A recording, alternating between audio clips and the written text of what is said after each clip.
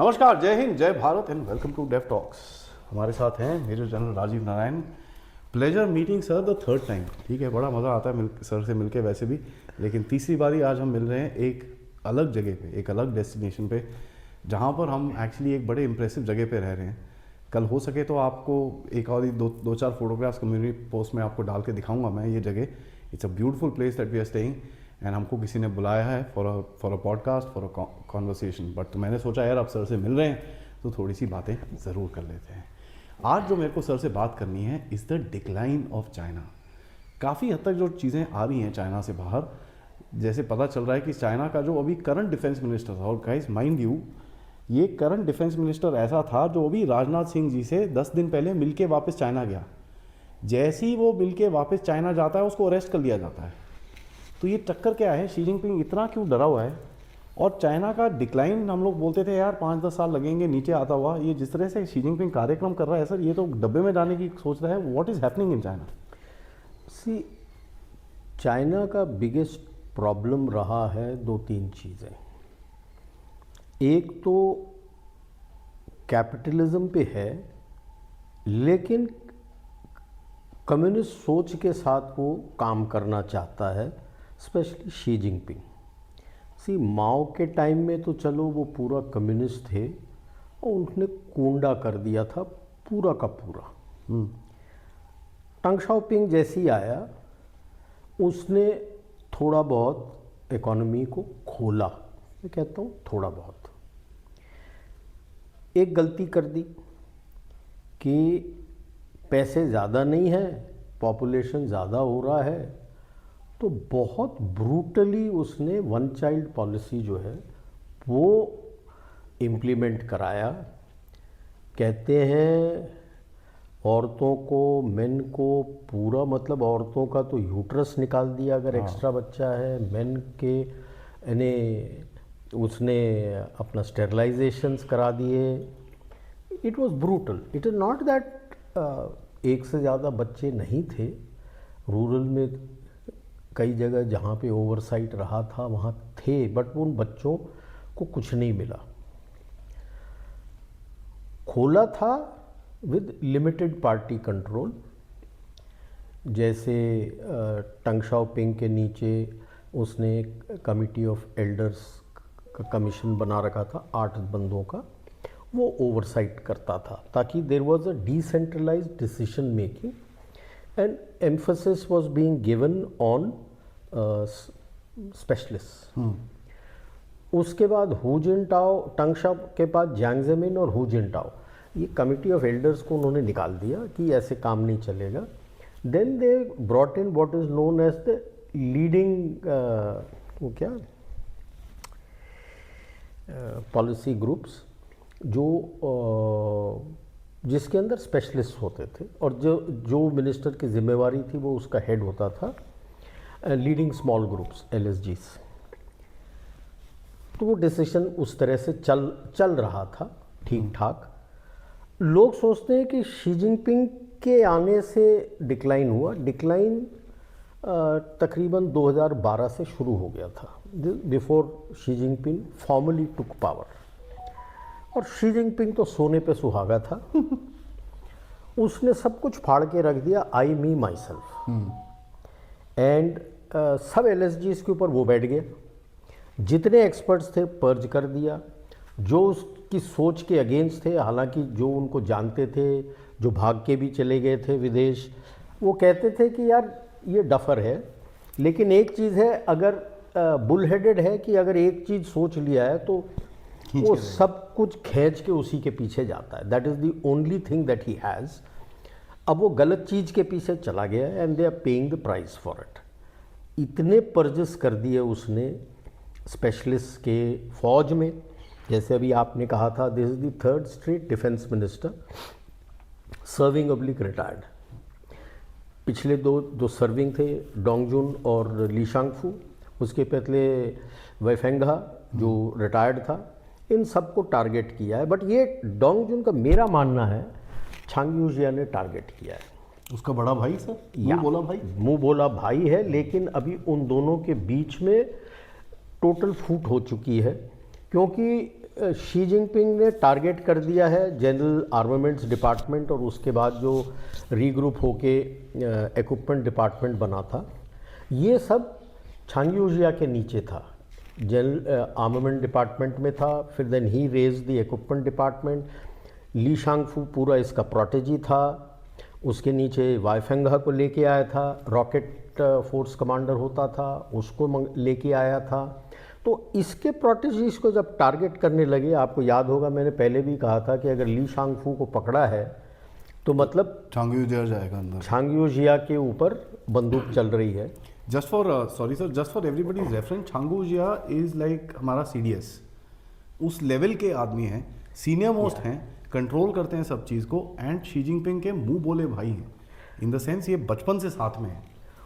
ये I add further CDS in the sense that he is the first vice chairman of the CMC. जी, that is number thing, one thing. Chairman Xi दूसरा Jinping है और ये vice chairman. दूसरा ये और हुवेदोंग जो दूसरा वाइस चेयरमैन है, इनके पास ही थोड़ा बहुत जो फौज का एक्सपीरियंस है इन्हीं के पास है। जी, both of them fought in the Vietnam war. Vietnam में हार के आए थे। या Zhang Youjia used to be the company commander, ये यंग बंदा था उसी के साथ, और उसी के नीचे ही had come as the platoon commander हुवेदोंग।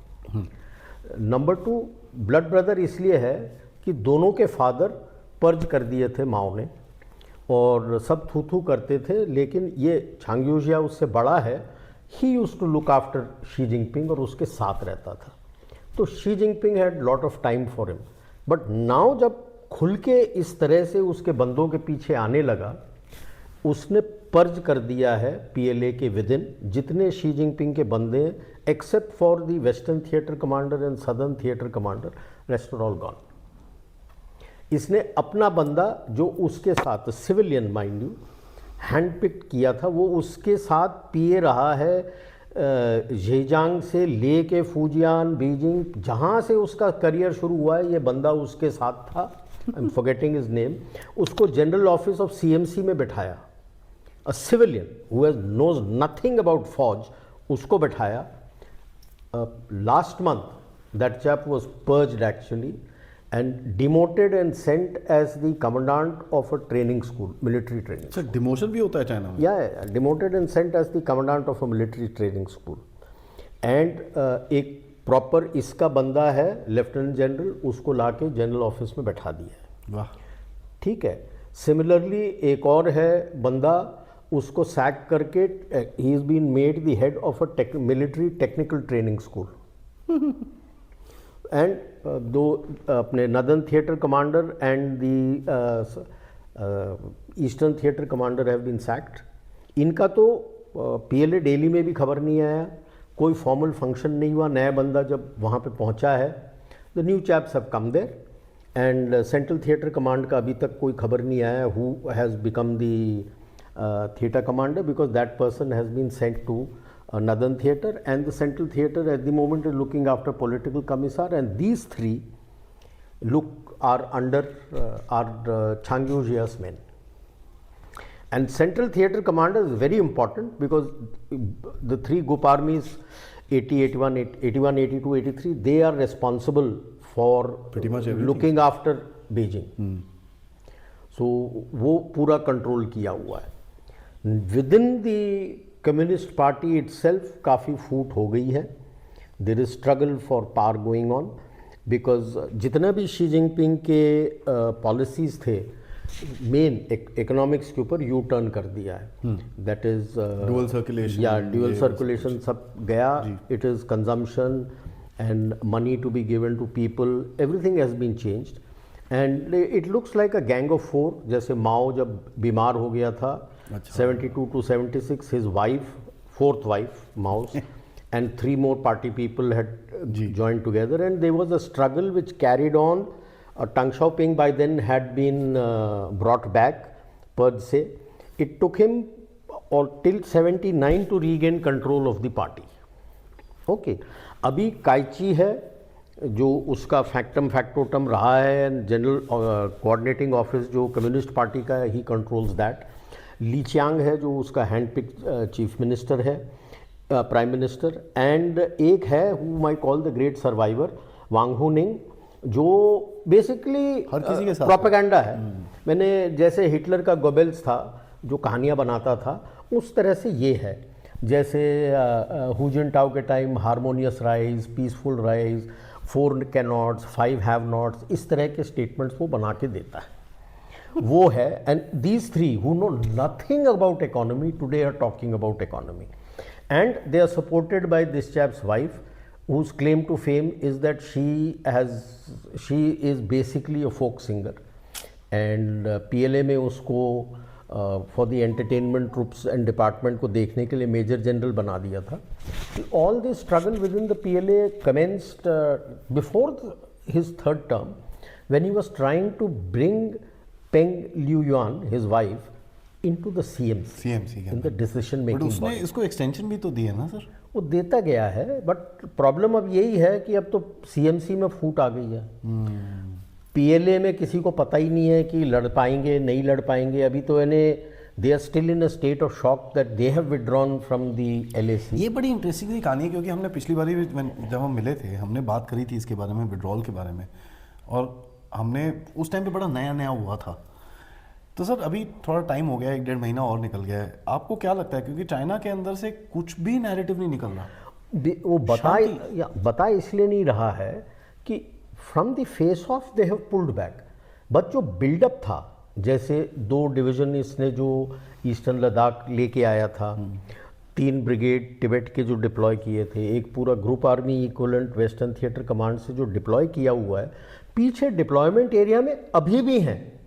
जो प्लाफ का बिल्डअप किया था इसने, वो अभी भी है, बट सामने नहीं है। हम एलएसी के ऊपर बैठे हैं, हम विड्रॉ नहीं कर रहे हैं, वो चला गया है पीछे। तो ये चक्कर क्या है sir? How do we understand this? क्योंकि भारत में तो अभी आप देखें काफ़ी सारे, मैं नाम नहीं लूँगा, हमारे ऑडियंस सब बड़े स्मार्ट हैं, उनको पता ही है कि कौन कौन लोग हैं जो चाइना से, समझ में आ रहा होगा आपको, काफ़ी हद तक जो आर्टिकल्स निकले थे, ओहो we don't understand the Chinese way of war, we don't understand this, we don't understand that. तो ये मैंने तो ये सोच रहा हूँ, ठीक है we don't understand the Chinese way of war, समझ में आता है, बट डू वी अंडरस्टैंड हमारा वे ऑफ वॉर क्या है? हमने क्या करा वहाँ पर? हमने तो अभी पूरा बिल्डअप कर रखा है अपना, पूरा एयरफोर्स और आर्मी ने तो, चीफ दोनों ने क्लियर बोल दिया, we are not pulling back, we don't trust the Chinese. तो वो तो उन्होंने क्लियर बोल दिया है कि जो जहाँ पे अभी हमने डिप्लॉय कर दिया है वो वहाँ पे हैं। आपके पेट्रोलिंग इन देपसांग और areas and Demchok areas, you gone back to whatever it is, that patrolling you are doing. So that is where it stands at the moment, but the PLA is at its weakest. The PLA is fighting amongst each other abhi, because like I said, Western Theatre, Southern Theatre commanders are pro Xi Jinping. The others are pro Chang Yu-jia. Chang Yu-jia has taken control of the CMC, which is the controlling authority for the PLA. And वहाँ पे Cai Qi and gang have trying to take control of the communist party. Communist party के अंदर सारे faction fighting शुरू हो चुका है। There is a Zhejiang, it appears that the Zhejiang and Fujian factions have come together, that the MIC faction which was under Li Shangfu has been taken over by Zhang Youjia. अच्छा, right.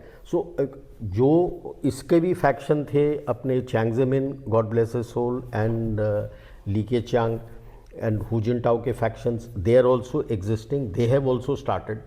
So plus the people have come out in anger, the youth have come out in anger, वो है right? Almost every day यहाँ पे reports उतना आता नहीं, almost every day various cities the streets are clogged by people out in protest, even the veterans are out in protest. The old people don't also come, and age group पूरा है from the youth to the old, because old को pension नहीं मिल रहा, पैसे ख़त्म हो रहे हैं उसके पास। But like any despotic power, the budget of the PLA is not going down. वो तो बढ़ाने की बात कर रहे हैं समथिंग। अरे when you look at all the assessments, इसका एक डिटेल्ड असेसमेंट आया हुआ था। US spends about $800 billion. This person जो हाइड करता है, जो बाकी सब हम अपने बजट पे डालते हैं डिफेंस के अंदर, world over puts it as part of defense budget, he hives it out and tries to hide it. When you combine everything, it is over 700 billion. और लोगों के पास पैसे नहीं है, फिर ये हालत है इसकी, लोगों के पास पैसे नहीं है। And carbon copy, I look at it, next door neighbour, लोगों के पास घंटा कुछ नहीं है, डिफेंस का बजट बढ़ाया जा रहा है। पाकिस्तान या डिफेंस का बजट बढ़ाया जा रहा है. Same thing is happening there. People are coming out on streets. There were reports that people used to drive from one city to another city almost about 100 kilometers away. Students, कि भाई वहाँ पे when they were asked, they said, look, वहाँ पे अपने एक कोई सा सूप है which they like, momo soup they called it, कि मोमो सूप बड़ा अच्छा मिलता है. तो पहली बार तो 15-20 गए थे, उसके बाद तो सड़क भर गई थी पूरी. All students on motor bikes going. Motor bike और साइकिल पे जो घुस रहे थे. हाँ. करेक्ट. इतना डर गए. इनका एक हॉकू सिस्टम होता है to go from one province to the other province. It is like you have to take a visa from the communist party. You just can't travel. जैसे अभी मैं चेन्नई से कानपुर आ गया हूँ. Now you can't travel like that out there. You need to take a pass from the local communist authority that okay you are permitted to travel. It's hukou system. तो उन्होंने उसमें इम्पोज कर दिया that you are not allowed to travel. But now people are thronging in to the streets. So the people are angry. The party is in a flux and the PLA doesn't know whether it's coming or going because it all depends who wins this battle, Zhang Youjia और Xi Jinping. Xi Jinping तो third plenum से ही, जुलाई से ही, अगस्त से ही क्लियर था दैट इज ढीला पड़ गया. ढीला in the sense reports had come कि सम मेजर मेडिकल प्रॉब्लम उसको हो रखा है. Now whether it's a medical problem और an imposed medical problem, that only Cai Qi and his wife can tell कि क्या हुआ. But the fact is that he doesn't call the shots in the party. तो जो alpha male dragon बन रहा था, more alpha dragon than Mao Zedong in his party, and the way he tried to bulldoze everybody and take over the third term and decide the fourth term, ये तो clear ही नहीं है कि third term कर पाएंगे कि नहीं, क्योंकि you don't even know whether CPC will survive.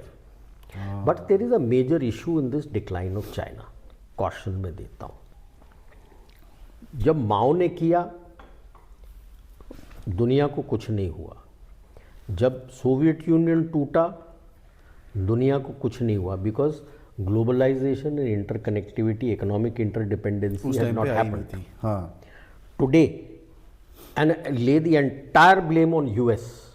वो तो सर US ने ज़बरदस्ती, और US के MNCs इतने ग्रीडी हो गए थे.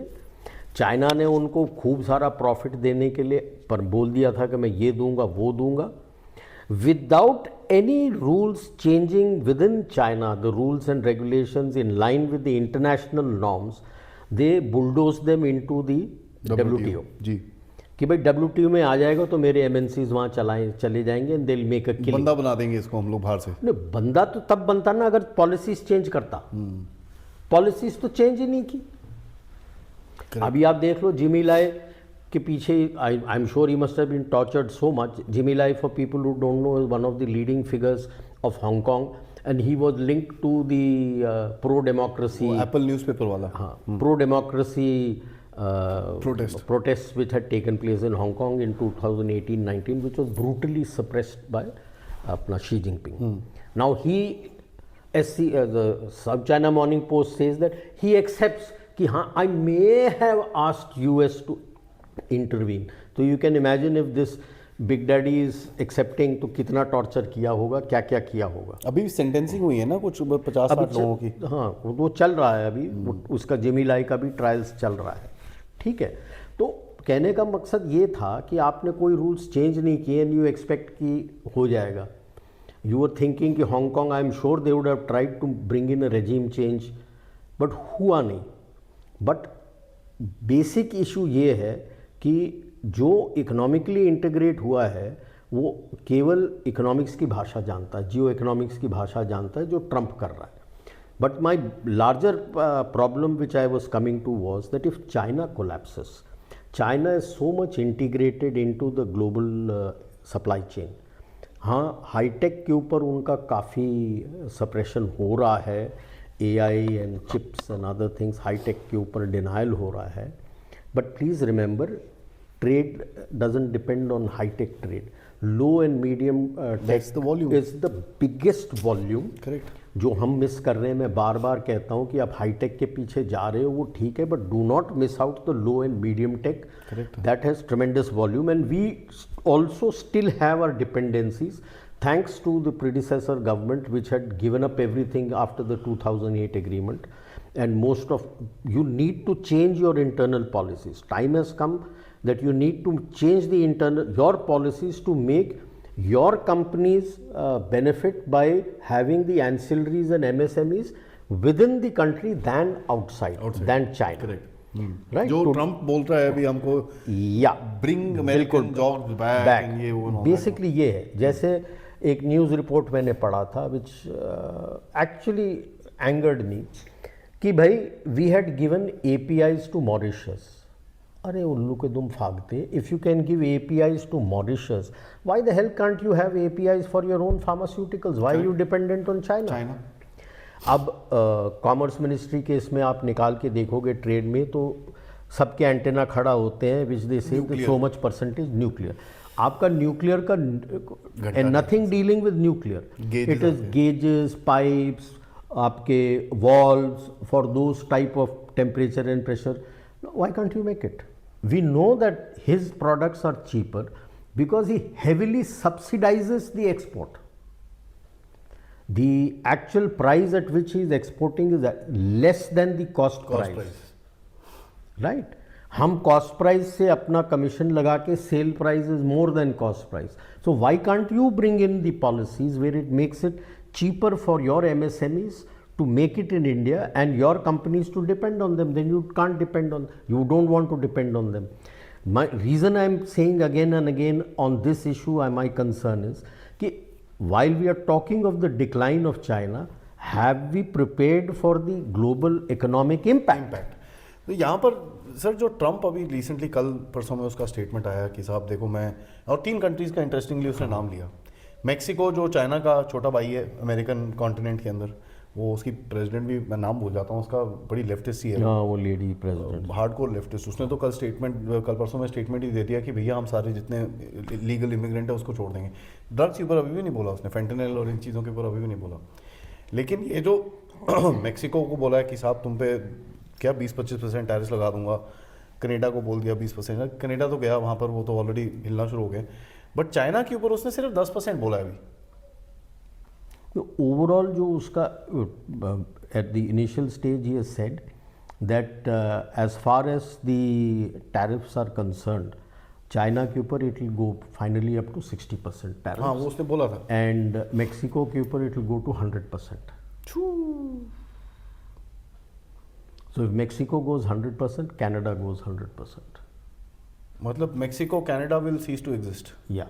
So that is what his push is for. But let's wait and see.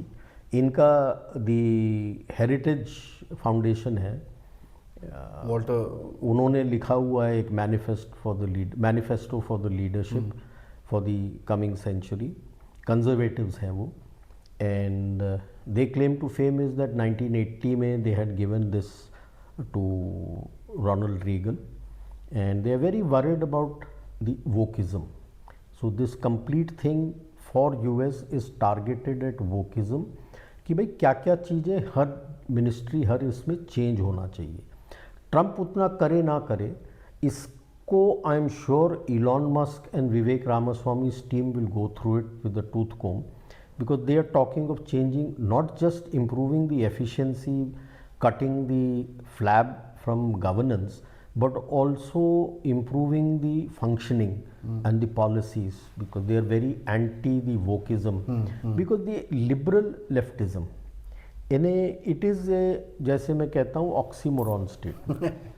No leftist state is liberal. Liberal means you permit all views, thoughts of view, whereas these wokes don't permit the alternate thought of view. Actually liberal तो हम लोग हैं sir. हाँ, हम liberal हैं, हमको we right wing permit बना के them, रखा हुआ है। जो जिसको राइट विंग कह रहे हैं, they are the most liberal people, way they permit the other thought process. इनके इसमें आप देख लो, any institution which gets caught in it, look at the kind of screaming that went on when JNU का system was being changed. when the alternate thought process was also being brought into JNU, हमारे जो paid media और सारे थे कितना चीख पुकार करे थे, रो रो के परेशान हो गए थे सर। अभी भी होते हैं, अभी भी होता है, मैं बट धीरे धीरे धीरे अभी जैसे next time sure on the hit list is this. हाँ, this is again total woke. मैं किसी से बात कर रहा था थोड़ा टाइम पहले सर, तो मैं किसी से बात कर रहा था, मेरे को दिस पर्सन सेड कि पता है बहुत परेशान हूँ मैं क्या हो गया यार, JNU ना पूरी तरह से राइट विंग हो गया, और ये भाई थोड़ा भाई बहन लीव इट, थोड़ा लेफ्टिस्ट नहीं है, नेशनलिस्ट है, बट उसको ये राइट विंग चीज़ें पसंद नहीं आती क्योंकि वो उस इकोसिस्टम का है। तो मैं क्या हो गया, ऐसा क्या है?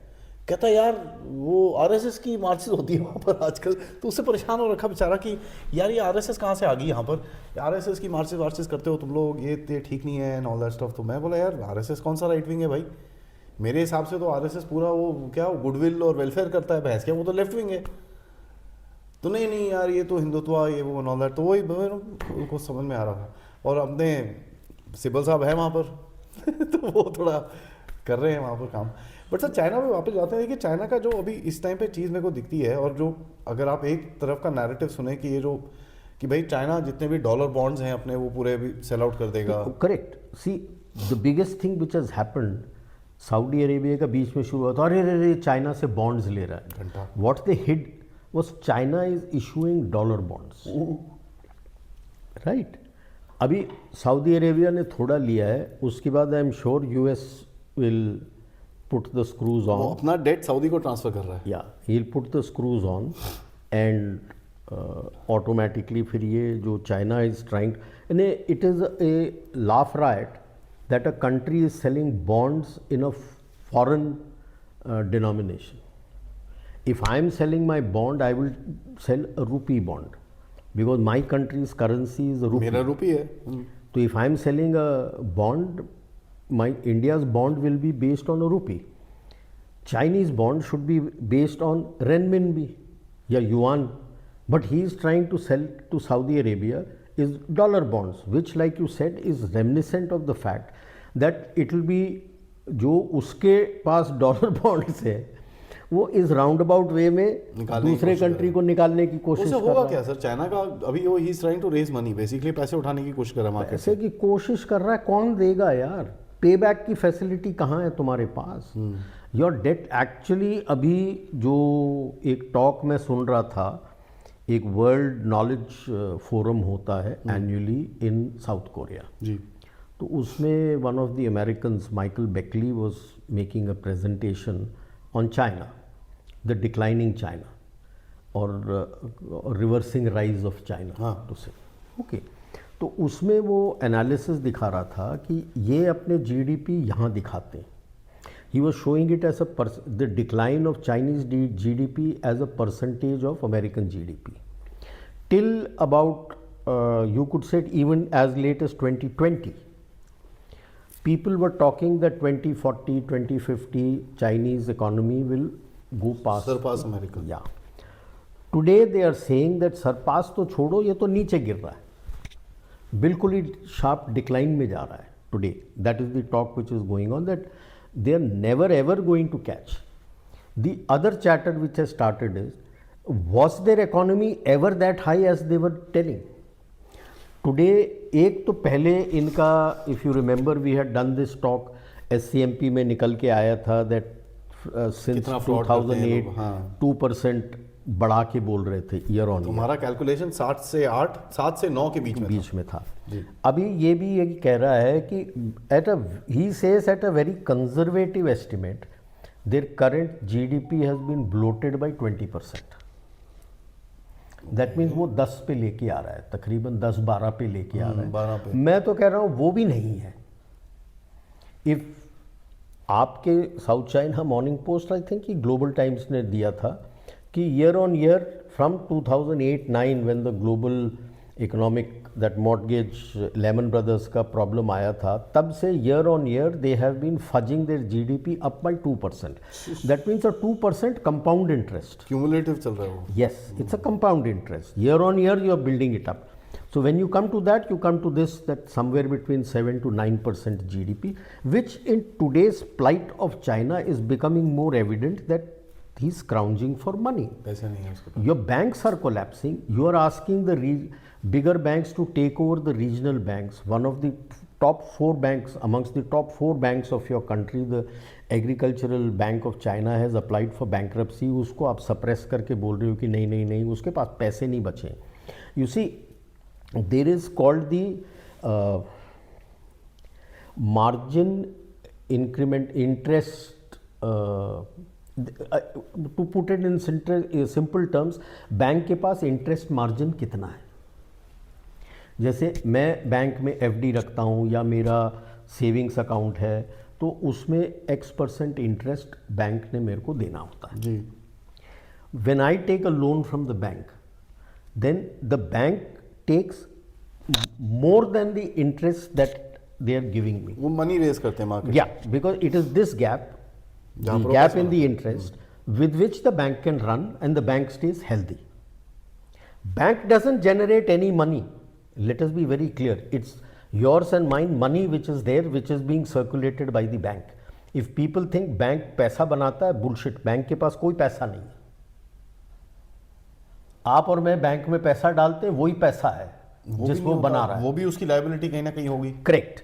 So for a bank to be healthy, the interest margin, the marginal interest rate उसको बोलते हैं, तो उसी को मैं सिंपल टर्म में कि इंटरेस्ट जो मार्जिन है मिनिमम 2.85 to 3% होना चाहिए, right? In the sense if he is giving me 8%, जैसे आज के तारीख में आप एफडी लगाने चले जाओ, लॉन्ग टर्म एफडी डालोगे तो 8-8.5% से ज़्यादा कोई बैंक देता नहीं है आपको एफडी में। मीन्स लोन अगर देगा वो आपको, तो कम से कम आपको 11 से 11.5% बीच आपको इंटरेस्ट मांगेगा वो। अगर आपने ज़बरदस्ती उसको कम कर दिया, the bank is not healthy. हाँ, उसका तो पूरा मार्जिन, उसका हाउसकीपिंग होगा ही नहीं।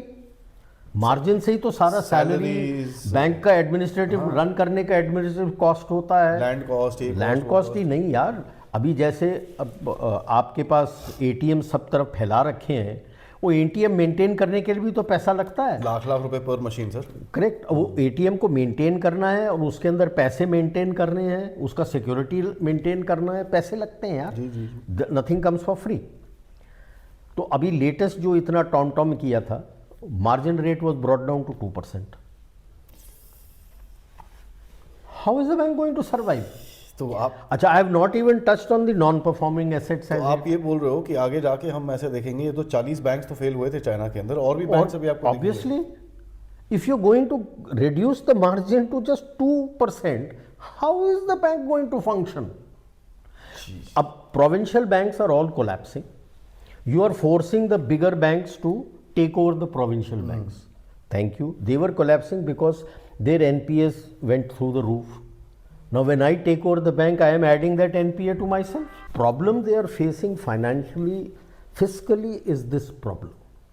Their NPAs are shooting up. Banks are running out of money. They have targeted the big business. We know what they have done with Tencent and Jack Ma and all that. Now the regional parties are running after the MSMEs, trying to squeeze them to take money. Now, if you're going to do this, that's not healthy for your business. People are not going to, people are running away. The millionaires and billionaires of China had already, since 2015, reports had been coming that they have been quietly investing in properties and placing their money Singapore, New Zealand, Australia, Canada, USA, in Europe, and they had already started pushing out their kids to go there and look after their money. Thank you. Our man Xi Jinping's daughter is in USA, by the way. Manhattan के अंदर 4th street पे उसका paint house है, by the way. ठीक है. So and now every year since 2022, when he forced himself the third term, year on year about 15 to 20,000 millionaires and billionaires are leaving China. Sir आपने ये बड़ी interesting चीज़ बोली, third term 2022, 2024 and हो गया sir, तो मतलब इसके बाद 2 साल बचे हैं अभी। ठीक है, अगले साल मतलब 2 साल बचे हैं जो राजा बन के रहेगा, क्या वापस आएगा ये? रहेगा, कम्युनिस्ट पार्टी रहेगी. That's the biggest fear that is going around in that region, that will the communist party survive, can it survive when the people have gone against them? क्योंकि लोग बोलेंगे भाई तुम कर क्या रहे हो यार, साला तुमने हमको प्रॉमिस किया था कि हम अपनी पूरी फ्रीडम दे देते हैं, हम अपना सब कुछ दे देते हैं तुमको, हम गधों की तरह काम करेंगे, 9 से 9 काम करेंगे, हम ये करेंगे, तुमने हमारे बच्चे मार दिए, तुमने ये कर दिया, तुमने वो कर दिया, सब कुछ कर आके तुमने बोला कि साहब हम तुमको पूरा एकदम चैंपियन बना देंगे दुनिया का. चैंपियन क्या, तुमने तो हमको लल्लू बना दिया दुनिया का. So now what has happened with China, the next problem which has hit them, see, Japan and the European countries, to some extent America, is not facing that much of a problem because of the migration of people who go there to pick up work, because basically US has been a migrant country. They are now becoming old. They became rich first, developed country and rich first, and now they became old. उल्टा होना चाहिए actually. न China का उल्टा हो गया. They have become old, they haven't become rich, they have reached nowhere. एक बंदा जो फरवरी तक चीख के कह रहा था G2 new great power relationship of China and USA and how they will control the world, moment we finished the voice of global south, he suddenly turns and starts saying that I am a developed country and I am not a developing country. Developing country and not a developed country. I would like to work with India with the and global south. Where I am not a developed country. तो where did that G2 thing go down the drain यार? अभी तक तो तुम G2 जो 2013-14 से G2 बात कर रहे थे कि भाई US and China, तो मतलब you have clearly accepted, and just recently 2 days ago he has accepted that they have a population problem. Yeah. The problem which they were hoping that why was he giving those tight timelines? Because between 2050 and 2075 the working age population would become equal to or less than the old age problem. That they are reaching in 2030. That they are reaching in 2030 today. Which tells you that how much they have falsified the reports about their population. Jeez. In the late 1990s, I would say 80s till the early 2000s, they, as per their own report, they had 15 working age population to every old man. 15 working age population to a person who was old. That means one pensioner to be looked after. There are 15 people to look after him. Today, their figures say they have only 2 working age population per old man, but the outside estimate says that it is 1:1. That means, and there are big indicators for this. Thousands of their primary schools have shut, that there are no students. बच्चे नहीं आ रहे. बच्चे हैं नहीं. And a whole lot of these schools are being converted by the provinces into old age clinics. अच्छा, ये नहीं देखा मैंने. Okay, so now this is a clear indicator of the problem, and only 2 days ago जूते पढ़ के Xi Jinping has said that we have a population problem. Why is there a population problem? China is one of the most expensive countries in the world to live. People think Communist Party runs China, so China is a communist country. No, China is a capitalist country. In a communist country, womb to tomb, the child is looked after. Correct. Whereas in China, womb to tomb, you got to pay for everything and it's very expensive. Single child, 2 parents, 4 grandparents. So 4 2 6, एक बंदा. Right? Maybe the father is earning. So there are 2 people to 4 old people. Father की अगर जल्दी शादी होगी तो चलो ठीक है, बच जाएगा. And I'm saying हाँ कि father may still be may not have yet retired. Ji. Son has started earning or may be looking for a job today.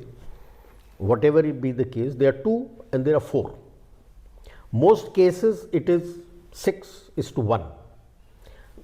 People are not marrying because the girl is also working, single child, girl, because that is the child only accepted by the government of China. If they have had another child, as far as the records are concerned, उस बच्चे को कुछ नहीं मिलने वाला. जी. अब तो 30 अब बोलते 3-3 कर लो. कहाँ से करेंगे? क्यों? That one girl has to look after 6. Why are they not marrying? If they marrying, then 2 of them will look after 12. बच्चा आ गया तो 13.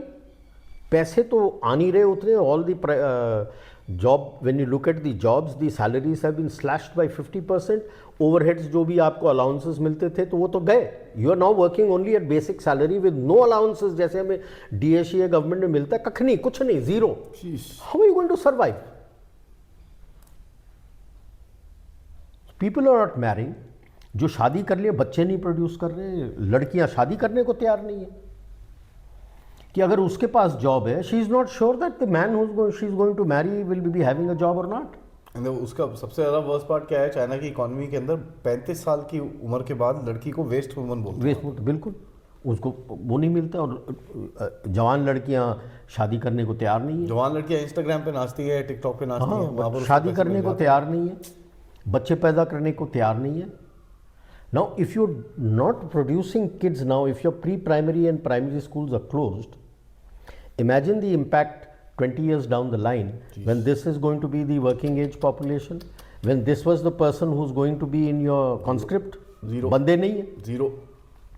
आप देख लो, पहले वो conscription once a year करता था. बंदे नहीं आ रहे थे, दाएं बाएं भाग रहे थे तो twice a year किया. Now he is trying to woo the retired people, reservists to come back and serve. कि बंदे नहीं मिल रहे उसको. Did you realize the problem he is facing? And you have people telling he is growing at this percentage, growing at that percent, and don't underestimate China. अरे यार, that you should never, your enemy you should never underestimate. What he is going to do inside your country, क्योंकि अपने उसके चम्मच यहाँ पे बैठे हुए हैं सारे के सारे. तो कहते हैं ना, घर का भेदी लंका ढाई. ये सारे नक्सल और अर्बन नक्सल्स और ये सारे तो उसी के चम्मच हैं. तो they will try to create problems for you, because if you are rising and he is falling, a declining China will be even more dangerous than a rising China, because he will go all out to harm you from inside. और कोई भी दूसरा, जैसे जो Woakes हैं US के और West के, who wants to harm you, George Soros and his gang, ये हाथ मिला के काम करेगा उसके. So but my major concern is, ये तो हम फिर भी, I have full faith in my NIA and the फौज and the people in uniform who will manage this. Yes, it's a tough battle, but they will manage it. How are you going to manage the geoeconomics? That is where I'm getting after, that our business people should be start looking at. Don't sit and say कि government ने ये policy हमको दिया है. रोना government. नहीं. There is a system called ORSA, Operations Research and Systems Analysis. That I'll bring it into the field of commerce and trade. Commerce and trade में operations research means ये government ने policy दिया है, मैं इस तरह से काम कर रहा हूँ. How can I do it in a slightly different way within this policy framework so that I can perform better, which is operations research. Efficiency. या you become more efficient. Systems analysis, मेरे पास ये opportunity है. This policy is restricting me, is constraining me from exploiting this opportunity of a declining economic China. What changes in the policy and what new policies should I ask the government to bring so that I can do better? That is systems analysis, and our business houses and business people are failing in this. I don't see any of them looking at the systems analysis issue. ये systems analysis आपको करना है कि हम क्या क्या changes government के policies में लेके आना है, central and the state policies, so that you can exploit that for benefit of everybody. And I keep saying, don't repeat the mistakes of China. Don't try to be a next China. Try to be the next good thing about Bharat. Be a rising Bharat. गलती क्या की थी, उसने पूरा growth eastern seaboard में ही रखा था, rest of China was defunct. Now when eastern seaboard has collapsed, rest of China as it is was defunct, internal consumption is gone. He only concentrated on exports. So two things you have to learn from this. A, maintain a balance on internal consumption and exports. A proper balance has to be maintained. So nobody can squeeze you because you can still maintain through internal consumption. Have alternatives. Yeah. Number two, when you say inclusive and balanced growth, what does it mean? It means every state should have a balanced growth matching the central growth. Today, most of your states are bankrupt. With all these freebies, pardon my saying so, you have become bankrupt. That is not the way to improve the overall economy of Bharat. What is the point in me telling that I have grown up to a 5 trillion economy or 8 trillion economy when the income disparity is so large, not just between the rich and the poor, also between states. So there has to be a balanced spread of your commerce and trade and your factories and MSMEs across the states. One state fights with the other state. How will you break it up? I have a factory in one state, let's say bordering or close to another state, or maybe not bordering, but I make sure that the infra is such that I can have MSMEs in the neighboring state. Neighboring state. There is interdependency. तो आप basically एक collective की तरह grow करो. Yes, there is interdependency. Let's say a factory, big factory where everything is finally assembled together. No factory, big business house makes everything. Maybe about 20% of the product is made by them. Rest 80% is given by the ancillaries, which are the MSMEs. वो आता है, वो सब कुछ को integrate करता है एक जगह और आपको प्रोडक्ट मिलता है. तो वो MSMEs दूसरे स्टेट में हो जाए. तो इस तरह से अगर एक स्टेट का MSME दूसरे में है, ज़रूरी नहीं हर प्लांट का हो, but if you have adequate number, interstate rivalry will go. Interstate rivalry will go. Interstate rivalry तो एक जाएगी, और दूसरा क्या है, जो इंडस्ट्रियल स्टेट्स होंगे उनके इंटरेस्ट में रहेगा to actually expand their industrial zone. मैं वो सोच रहा था. And everybody is growing together, and you don't need to be only in the metro cities. You can come into tier Tier B, 1, tier 2, 3 cities, हाँ. tier 2, tier 3, tier 4. There are certain things which can be done in rural areas also. So there is an inclusivity which is spread all around. Now when you say that I am a 10 trillion economy, and I don't say income disparity जाएगा, that is living वो तो in law of nature है sir. No, that is living in a utopian world. Income disparity नहीं जाएगा. But if that gap is less, then yes, I will say हाँ.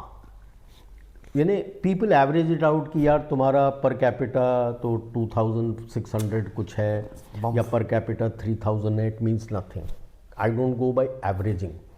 It is that if my income disparity is less, then people will be happy, and then all these things which are shenanigans which people go about doing it, I'm sure will stop.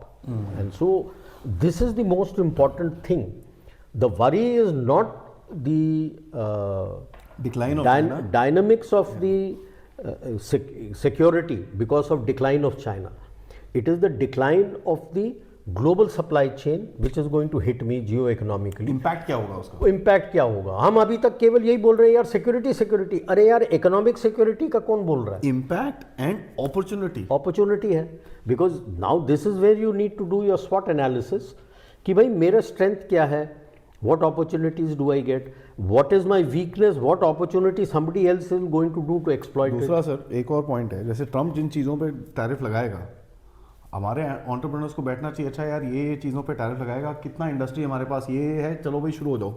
America को बोलो आ जाओ भाई ले लो अपना सामान यहाँ से, वो तुमको 100 रुपये की दे रहा है, मैं तुमको 60 की देता हूँ, निकालो. Take a little bit for a little bit यार. 10% प्रॉफिट नहीं बनाओ या 25% प्रॉफिट ना बनाओ, 10% बनाओ, 8% बनाओ. Get in to the global supply chain and then expand. Don't look at profit per item, look at profit in volumes. या Look at profit in volumes. Sir बड़ा I mean I must say ladies and gentlemen जिसने भी ये show देखा है जरा अपने comment ज़रूर डालिएगा, बिकॉज हम तो काफ़ी टाइम से बोल रहे हैं कि भाई दुनिया बदलने वाली है, एंड ये एक बड़ा क्लियर एग्जांपल सर ने दिया है किस तरह दुनिया बदलेगी, right. And the decline of China is going to be one of the biggest changes that we will see in front of our eyes. और हम लोग सोचते थे ये 20-50 साल के आगे होगा, ये मेरा कहना है कि साहब ये हमारी आंखों के सामने अगले 5-10 साल के अंदर होगा। सो दी अपॉर्चुनिटीज़ विद भारत, किस तरह भारत इसको लेवरेज करता है वो हमारे ऊपर है, एंड मोस्ट इम्पॉर्टेंटली ये हमारे लिए बहुत अच्छा रहेगा। So please guys like the video, share it, and of course yes bless Def Talks आपके सपोर्ट की वजह से, थैंक यू सो मच। आप सपोर्ट इसी तरह करते रहिए, हम इसी तरह चीज़ें प्रोड्यूस करते रहेंगे, सर से मिलते रहेंगे और अच्छे अच्छे पॉडकास्ट करते रहेंगे। नमस्कार। जो विंडो ऑफ अपॉर्चुनिटी बोला था, this is one of the Windows of opportunity. Absolutely. जय हिंद।